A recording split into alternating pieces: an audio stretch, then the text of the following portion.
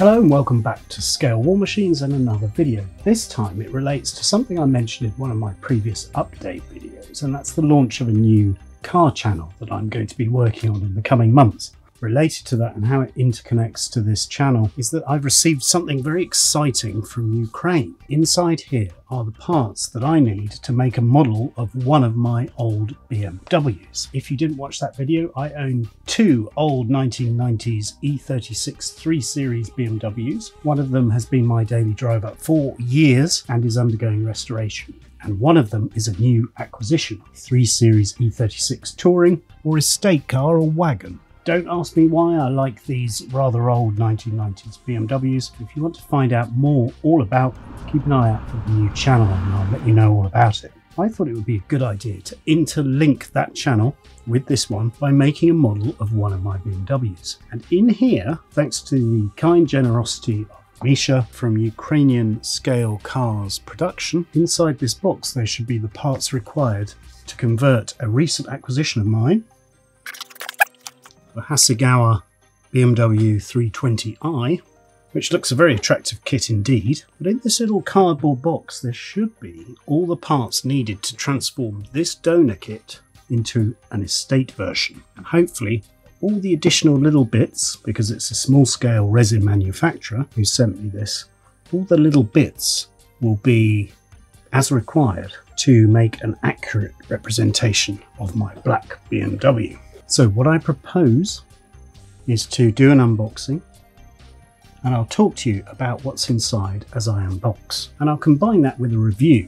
So it's a chance to review both the plastic kit and the resin parts. Whilst I'm unboxing this, I'll also possibly tell you in voiceover a little bit more about the car itself. Anyway, here we go. Let's start the unboxing. My BMW then is a 1998 Touring.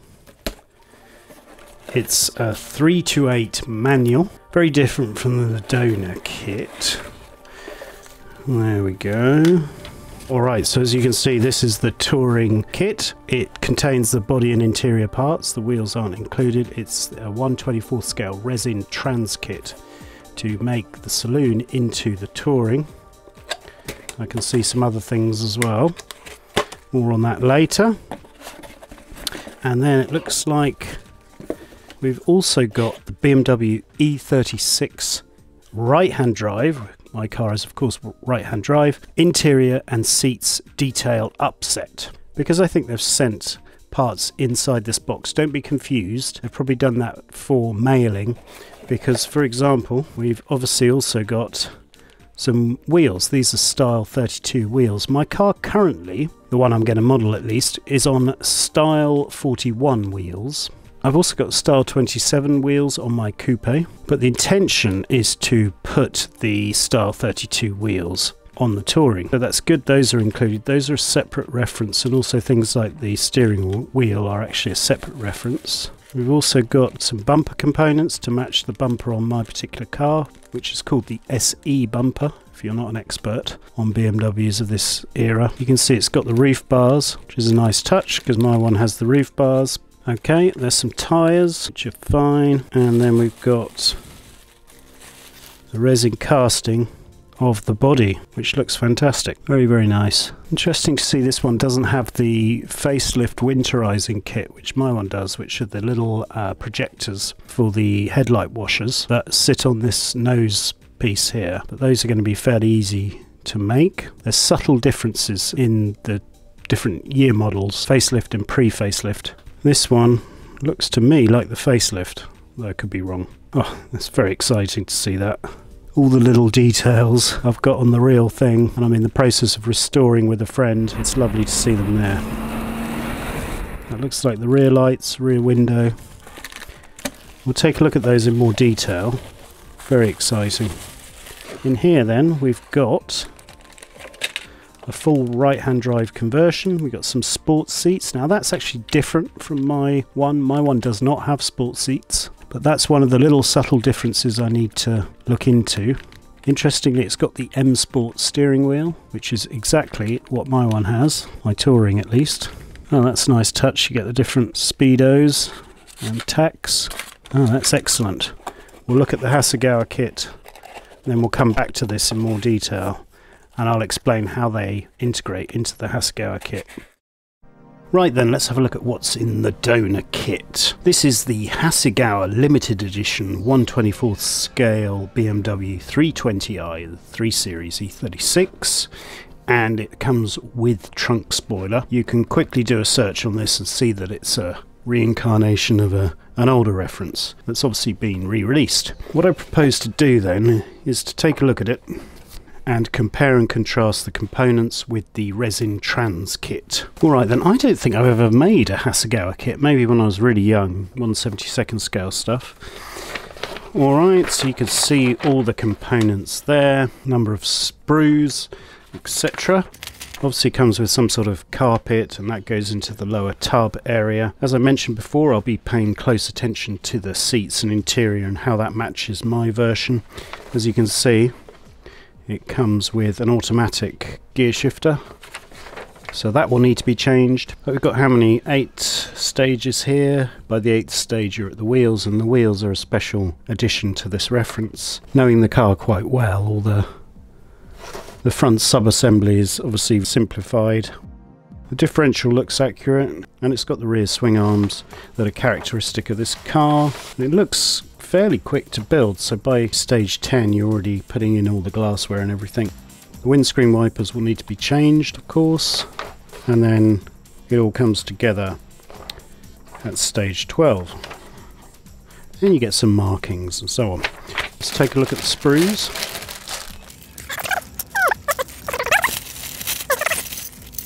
Those are the special edition wheels that are unique to this kit. They'll be useful, I'm sure, for future builds, but they're not relevant for this one. Okay, this is the chassis tub. All looks cleanly moulded. Now, the interior. The seats seem to be more like the seats I'll be using. Non-sport seats, in other words, the SE seats. That wheel, I never liked that steering wheel anyway, and I'm glad I've got a replacement for that. Also in the resin trans kit is a new handbrake, so that's useful. These seats then will probably be used. That does look like the same centre console. Here's a comparison of the two seats. You can see that's got the extendable thigh support, typical of the sport seats.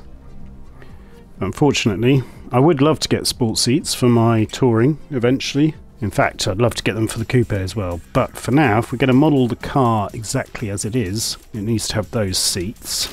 Okay, the dashboard, obviously that's all going to go. It has the manual heating controls. And whilst that's relevant for my other car, the one I'm going to be modelling has the automatic climate control, or rather the digital climate control, and the 18-button onboard computer. So not only is it the right way around, it's also the right configuration. That's brilliant. What else we got here? Wing mirrors, yep, very characteristic for the E36. And those seem to be quite well rendered. This is sprue B, contains the chassis. Fairly decent rendition of it. That has a slightly earlier, I think that is, bumper configuration. And there again, if we compare and contrast in the touring box, you can see that that bumper is more suited for my vehicle. There's also motorsport bumpers, or M Sport, M Tech. They're the ones with the more aggressive look, the air vents and the lip spoiler.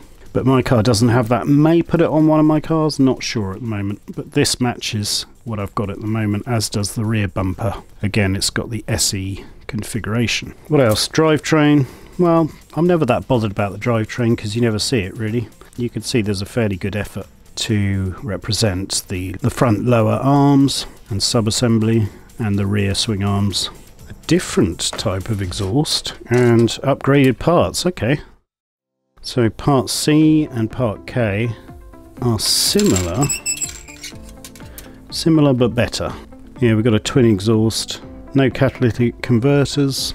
Those often get removed or nicked anyway. And slightly different layout, slightly better reinforced. It's got the X-brace on the front. An improvement to the original parts by the looks of things. All our glassware. The glassware is all clean, good quality.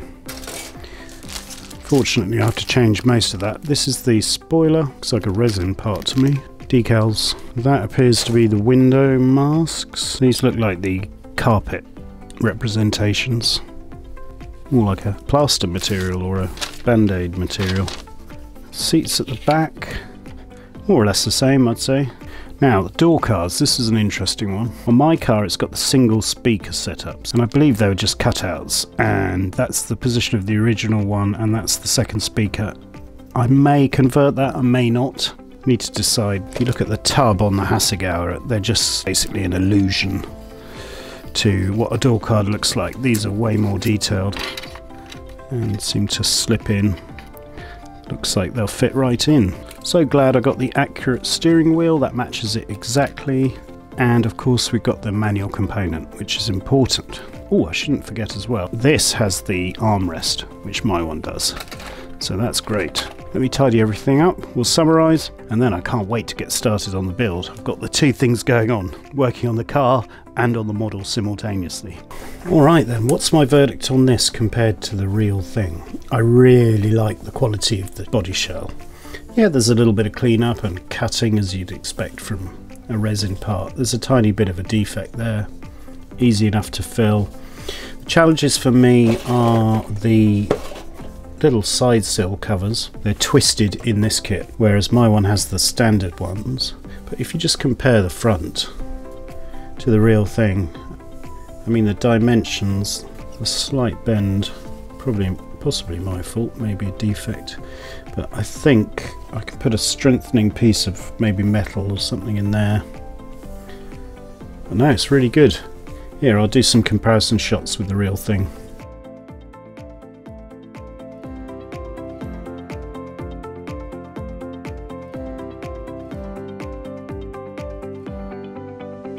All in all, it's a very good kit and I very much look forward to building it. I'm really excited about this project and I'll post updates as soon as I have something to show you. On the topic of these cars and these projects, I should say I'm on the lookout for a 1/24th scale plastic kit of the BMW coupe.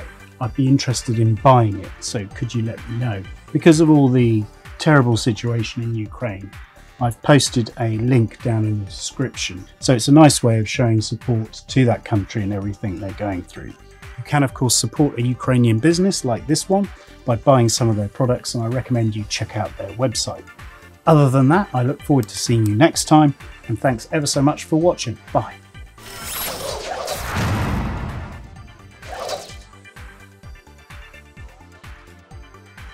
Subscribe for our latest videos.